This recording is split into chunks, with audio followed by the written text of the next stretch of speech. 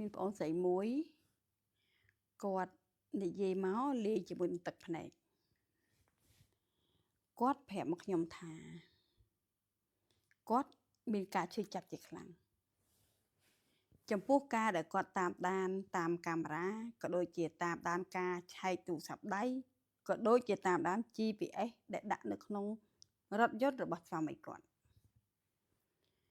ក្មួយជារឿយក្មួយតែងតែប្រើពាក្យថាក្នុងមួយសប្តាហ៍ក្មួយស្ទើរតែក្រំឈាមបៀមទុកពីព្រោះទទួលអត់បាននៅទង្វើផាត់ក្បត់របស់ស្វាមី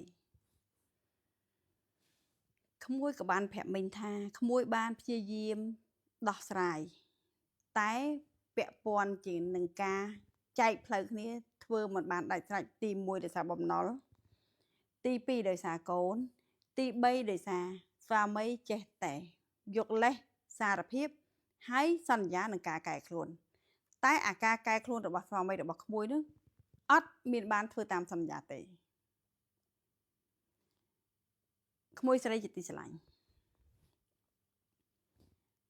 តាមស្ដាប់អ្វីដែលក្មួយរៀបរាប់មកវាជាសន្តានរបស់ស្វាមីរបស់ក្មួយក្នុងโลกហ្នឹងពិតជាមានមនុស្សប្រុសបែបហ្នឹងតម្រូវការតណ្ហារបស់គាត់ខ្ពស់ហួសមិញជឿថាពាក្យចាស់ថាតលេ10មិនស្កប់សមុទ្រមួយគឺរឿងនេះហើយក្មួយឥឡូវនេះសួរថាឲ្យមីងឆ្លើយជាមួយក្មួយថាយ៉ាងម៉េចមីងមិនបាននៅក្នុងស្ថានភាពគ្រួសាររបស់ក្មួយទេតែបើសិនជាមីងស្ដាប់ទៅណាក្មួយមីងជឿថាក្មួយមានបញ្ហាមួយគឺឈឺចាប់ដោយសារក្មួយកាត់ចិត្តលះបង់មិនបាននៅឃើញអំពើផាត់ក្បត់របស់ប្តីអញ្ចឹងមីងអត់មានអីចែកម្លែកទេគ្រាន់តែមីងថាបើសិនជាក្មួយឆែកទូរស័ព្ទក្មួយមើល GPS ក្មួយឆែកកាមេរ៉ាទៅវាឈឺចាប់ក្មួយឈប់ឆែកមើលបើសិនជាឆែកហើយយើងលែងគ្នាវាចាំឆែកទៀតបើសិនជាឆែកហើយយើងបានត្រឹមតែមកឈឺចាប់គេមិនកែដដែលបើសិនជាមីងគិតថាក្មួយបដ ாய் តែម្ដងទៅសាកមករស់បែបយើងស្រឡាញ់ខ្លួនឯងសាកមករស់បែបយើងគិតតែខ្លួនឯងខ្វល់ខ្វាយតែខ្លួនឯងឲ្យគាត់រស់តាមគាត់ឲ្យគាត់សប្បាយតាមគាត់ free ឲ្យគាត់មើលថាតើអារសជាតិដែលគាត់ទទួលបាននៅការមិនអើពើពីប្រពន្ធការមិនយកចិត្តទុកដាក់ការមិនខ្វល់ពីប្រពន្ធតើគាត់ស្គាល់អារសជាតិបែបហ្នឹងយ៉ាងម៉េចឲ្យគាត់ស្គាល់បែបហ្នឹងមើលរស់នៅជាមួយគ្នាដាំបាយដាំទឹកហូបបាយហូបទឹកធម្មតាក៏ប៉ុន្តែរស់បែបយើងស្រឡាញ់ខ្លួនឯងកុំរស់បែបយើងតាមដានគេឈឺចាប់ស្គមរិញរៃហើយ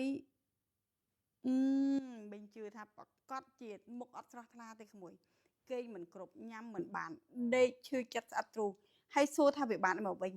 បើគេមិនកែហើយយើងមិនលែងគេទៀតនេះក្មួយប្រាក់មកបញ្ហា100ចំពុកដែលក្មួយមិនអាចលែងគេបានមិញចូលរួមថាបើសិនជាក្មួយខឹងគេហើយលែងគេមិនបានគេមិនកែក្មួយរស់នៅបែបមនុស្សជាក្មួយរបស់ខ្លួនឯងមិនខ្វល់ខ្វាយមិនបារម្ភកាត់ចោលរស់នៅបែបមិត្តភ័ក្តិរស់នៅបែបជា